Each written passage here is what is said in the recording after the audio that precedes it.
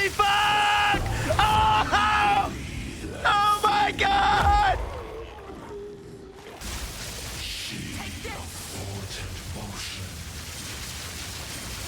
Holy fuck!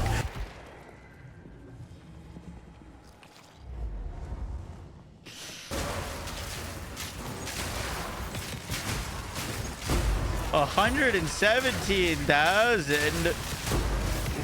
What in the fuck? Yo guys, what is up? Max on our Path of Exile 2 video, and today we are finally going over my updated cast on shock lightning arrow Deadeye. This is the build that I leveled with. I then swapped to Ice Shot because Ice Shot looked really cool and I liked it in PoE 1. And then we did that, and then we did Spiral, and I kept saying I was going to come back and return and update this build, and we finally have. And there's a lot of changes to make the build just much better in survivability and damage and in a lot of regards. And so I want to break down everything that you guys need to know. So I hope you guys enjoyed the video. Let's get right into it. The first thing to talk about in terms of big changes, and I will have a non-crit version of this build. That's what we're going to work on next. But I basically had all of this good crit gear from Ice Shot, and it seems like Lightning Arrow could do some pretty cool things with crit, and so we put it on. We put like basically kind of Lightning Arrow into our cast on crit Ice Shot setup, but changed it to cast on shock and went for a crit Lightning Arrow setup, and it's working really, really well. And the thing that I think that's so cool about why it's working so well in terms of damage and clear and all those things is one, crit's a massive multiplier. It's going to give us a huge amount of damage increase. We're currently sitting at around like 400% crit multi. But the other thing that we can benefit from that the like cast on crit Ice Shot build really can't is shock magnitude. Now, magnitude of shock is a multiplier for all of our damage. If an enemy is shocked, they're just going to take more damage from everything that we're doing, which is one multiplier, and crit is another multiplier that increases all of the damage that we're dealing. And on this setup, we're going to be shocking like crazy. We're using cast on shock. We're not using cast on crit, but we're going to add basically a new massive multiplier, which is going to increase all of the damage, and that is via shock, which we can pick up some really cool nodes for lightning damage, like this harmonic generator for crit chance against shocked enemies, and magnitude of shock that we inflict with critical hits, which is really, really good. Now, the big reason to not go crit on a lightning build is because lightning inherently has very wide roll ranges. So if we look at, for example, my like physical damage roll, right? I've got 1,600 to 3,400. So about, you know, double as a max roll. If we look at my lightning damage, I potentially could go almost triple the amount in the roll range. If you're not clear on how these work, basically every time that you attack in Path of Exile, you have a chance to do damage that's within your range of damage. So I currently have a chance to deal like 4,900 to 12,000 damage, and when I shoot at an enemy, I'm randomly going to do an amount between that, basically. Now, the reason to not go crit on lightning is simply because this node is really powerful. This is called Lightning Rod. It is one of the stronger nodes, and that reads that lightning damage with non-critical hits is lucky. What that means is that whenever we're rolling our lightning damage roll range from 3,000 to 8,800, if we roll, it's instead of rolling once and giving us the value, it'll roll twice and pick the higher value. So it's on average a massive damage increase. And so I do want to make a like non-crit version of this, but there's also some really cool things that we can do with crit for this build that I think are pretty awesome.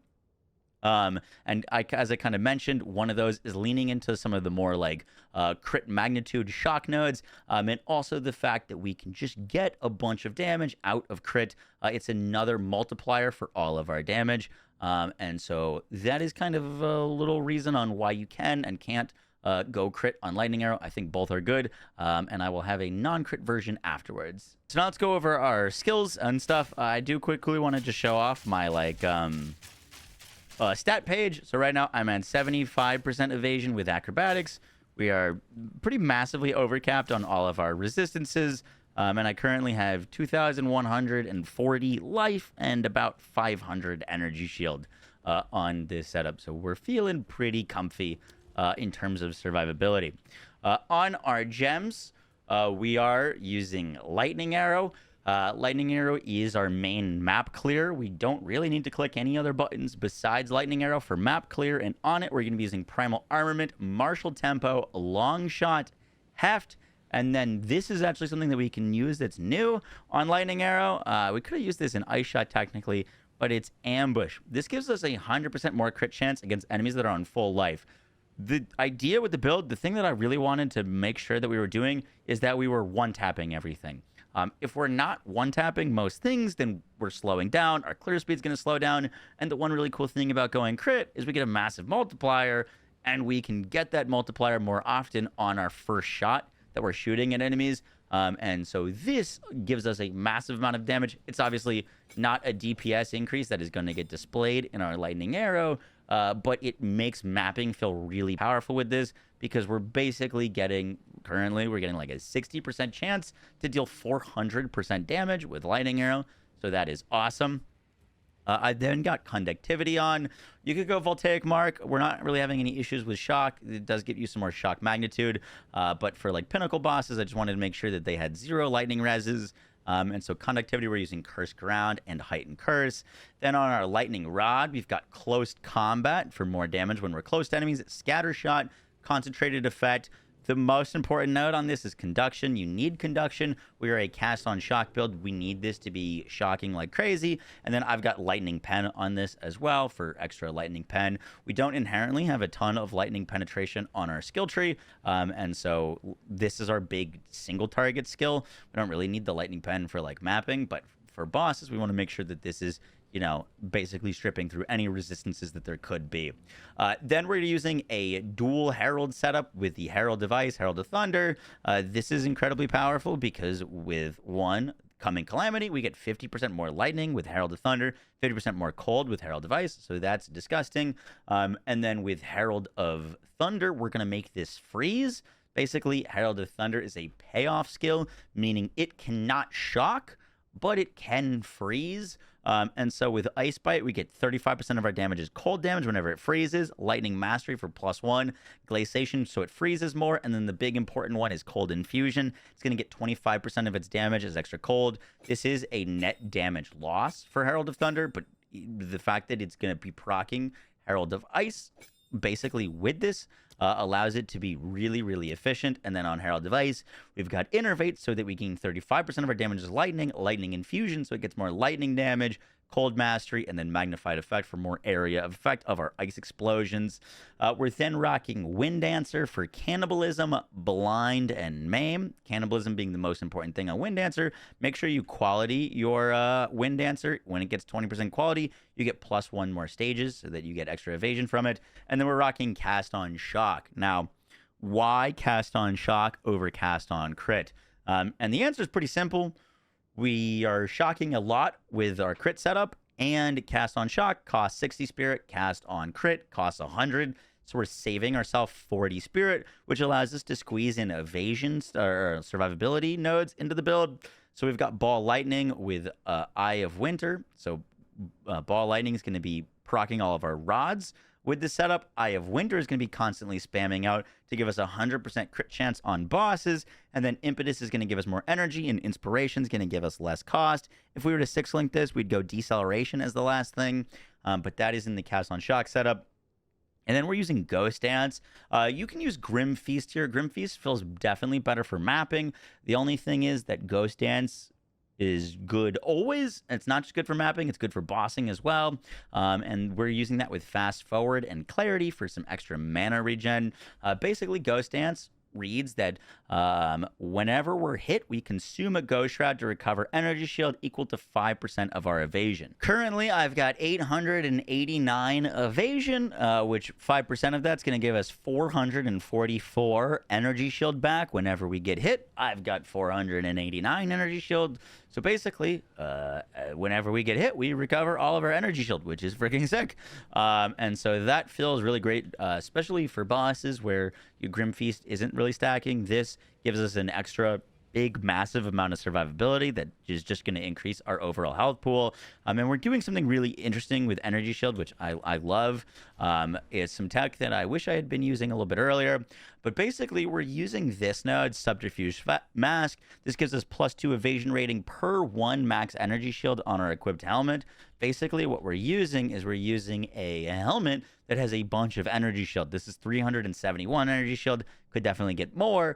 But now we've got over, 700 evasion from this helmet. So this helmet's got a bunch of energy shield. I've got 173 max life. It's giving us a ton of evasion as well. And now our helmet spot becomes one of our best spots in the whole build for survivability. And so that's really great. That's where we're getting our energy shield from, but we're also getting a bunch of evasion from this. And now I've got max health on it as well. So that works really well. All right, now let's go over my skill tree. I'm going to show you the expensive version first, and then we'll go over the non-expensive version. And the expensive version is simply because I'm using a Against the Darkness Time Lost Diamond.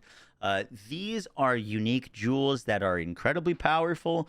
They are expensive, and they are very much an endgame option. I wasn't going to show it to you, but I figured might as well show it and then show you the version without it. And so how you can change the skill spec. But basically, this reads that currently our small passive skills and radius grant us 1% increased max life, and our notable passive skills grant us 4% of damage as extra lightning damage. So basically, this node would normally just give me 1% or 10% projectile damage, but now this gives me 1% increased max life.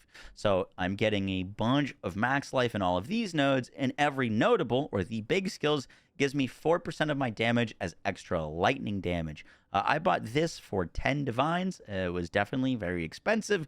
One of the most expensive things I bought for the build, but now this gives me cold lightning and extra damage as lightning. This gives me all this shock magnitude chill and extra damage as lightning. This gives me extra damage as lightning. And just to give you an idea of how valuable this is, currently I have 55,000 damage on lightning arrow. If we take this off, I go down to 43. So it's over 10,000 extra damage for the build, but it's also giving me a bunch of survivability because my health is currently at 2,000 or 2,140. We take this off, and now I'm down to 1,982. So it's a bunch of survivability and a bunch of damage. Definitely an expensive endgame upgrade. But the way that the skill tree changes is obviously with something that's going to give us a bunch of damage from notables. We grab a bunch of extra notables here. Like normally I wouldn't be grabbing all of these things, but we can grab them for some extra damage and health. In terms of the rest of the skill tree, for the expensive version, we are going down this way.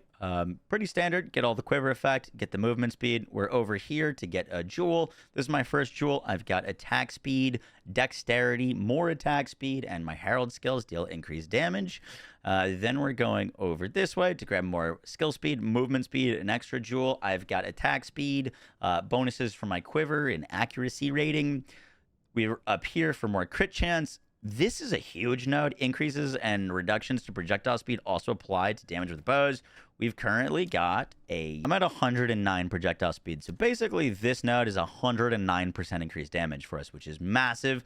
We're going up here for more crit damage. Attacks gain 1% crit chance and more crit chance. All of these nodes are awesome, but they're also awesome because they give us a bunch of intelligence and strength on the build.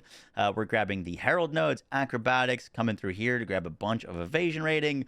Are stacking attack speed with dexterity, and then we're going up here and around to grab subterfuge mask, general electric for more shock and attack speed, all of these damage nodes, and then we're going up here to grab the crit nodes, and that is the skill tree. For the more budget friendly setup, basically if you don't have one of those jewels, you just lose these two nodes here for this jewel, and then you gain this jewel back here, and then we're basically, instead of grabbing all of these nodes here that are kind of extras, we're gonna go down and grab all of these nodes. This is 36% crit damage, or damage if you've dealt a crit recently. This gives us 5% of our damage is extra lightning and shock chance. This gives us 5% of our damage is cold and freeze buildup with a bunch of freeze buildup. And that's a really, really good way and very strong way to do it. You'll note that my lightning arrow is at less damage, because it is less damage than using that jewel. But there's a lot of great nodes that we can grab here and pick up all of these things if we're not using that specific jewel. For the budget version, basically, if you don't have a time loss jewel, we could just replace this with a regular jewel.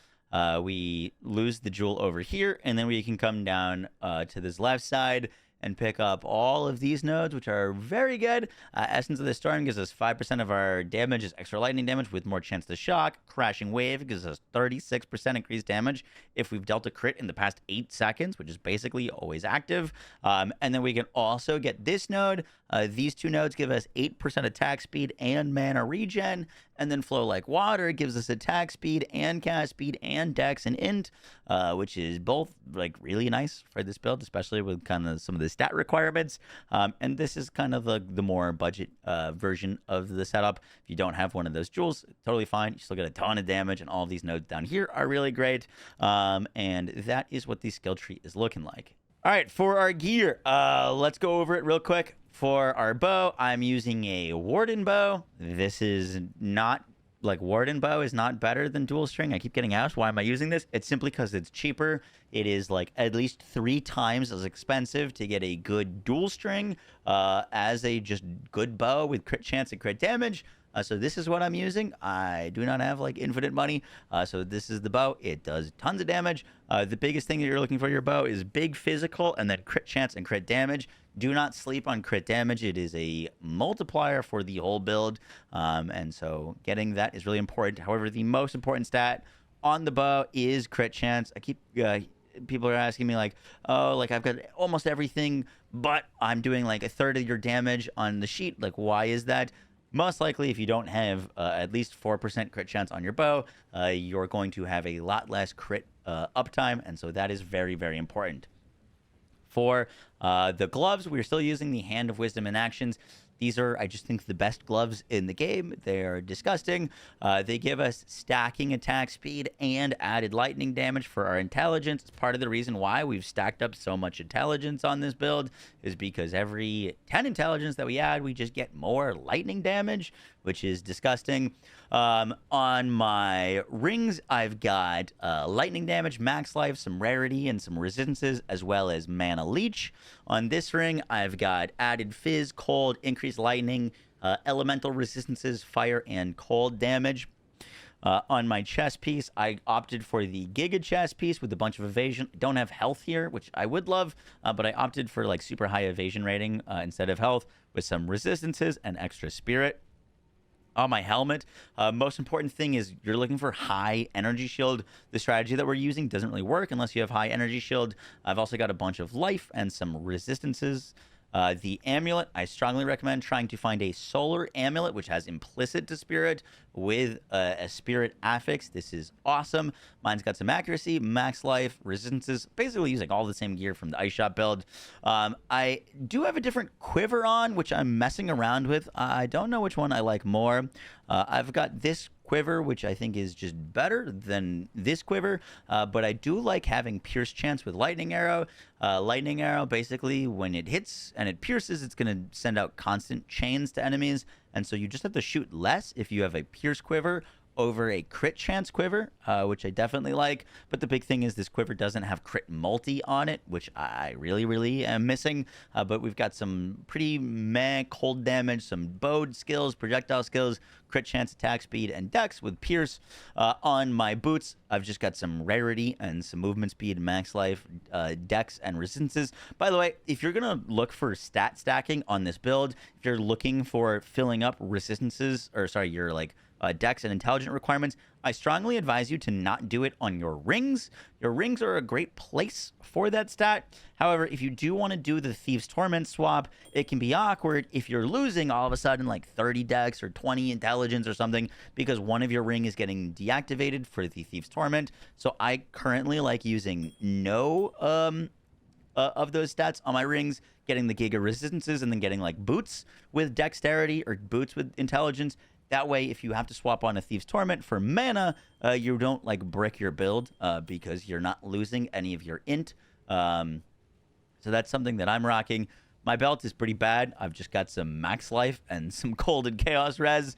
Could definitely get a better one. It just kind of fit our current resistances, but like I could take this belt off, and I basically just need a little bit more cold and chaos. Getting one that instantly gives you life back is really nice. The one that gives you like 20% of your life whenever you use a flask. And I do think that we can swap this belt out for a new belt, like an Ingenuity or a Headhunter, but I just am not buying one of those right now. And that is our gear. Now that we've gone through the build, I just kind of want to talk about some like commonly asked questions and confusions and things that I get asked about a bunch.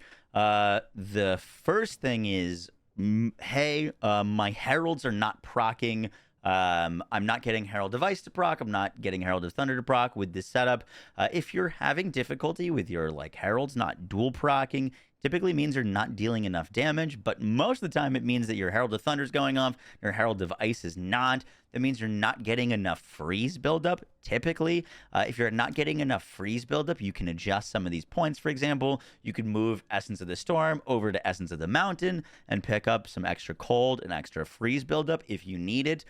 Getting added cold damage is really valuable for getting Herald of Ice to proc. If you do not have added cold damage anywhere, Herald of Ice will have difficulty like double procking with Herald of Thunder, so that's definitely something to look out for. The next question I get asked a lot is, hey, I'm having mana issues. How do I solve them? Few things. One, Inspiration on Cast on Shock is massive. We're casting 2 big spells here. Inspiration will help with mana issues a bunch. For mapping, if you're having mana issues shooting Lightning Arrow, you can use Inspiration there. I just don't think it's very necessary. But the Inspiration in the build on our big mana cost thing, like Cast on Shock, will help a ton. The other thing, if you're having mana issues that you can do with this pathing, is you can get Mental Toughness for a 15% reduced mana cost while in low mana. You can also go pick up Conservative Casting if you need it. This is going to give you a reduced mana cost of skills, mana regen, and both of these have mana cost. So you're getting 16% reduced cost to your skills, which is awesome there if you want to go that route. I find if you don't have mana issues, if you can get some mana on kill, big mana on kills for mapping is amazing. And then for bossing, getting like a very large mana flask helps a ton. Getting mana leech definitely helps. But, you know, at the end of the day, getting a Thief's Torment will solve all of your mana issues. This gives you a 15 mana per enemy hit with its attacks, which is very powerful because the way that we're set up, we're hitting very, very, very, very, very quickly, and every single one of those individual hits is giving us 15 mana back. So Thief's Torment helps a ton with bossing. It's not something you need to put on for many bosses because most bosses will die before you're anywhere close to running out of mana. But for Pinnacle bosses, it's a nice kind of assurance. And, you know, we're currently killing the Pinnacle bosses so fast that even though we do lose some reses putting this on, it just isn't an issue. All right, guys, that is going to do it for the video. I hope you enjoyed. You can find the full planner down below with the max roll link. And also, I do plan to work on kind of like the non-crit setup as well. I'm not sure which one we'll end up liking more. I think both are going to have its strengths and weaknesses, but I just kind of wanted to show you guys that crit on this build is pretty sick, and it works out very, very well, and there is some interesting things that we can do with shock and crit, having dual multipliers just to pump up our damage a ton. And I'll catch y'all guys in the next one. Take care. Peace.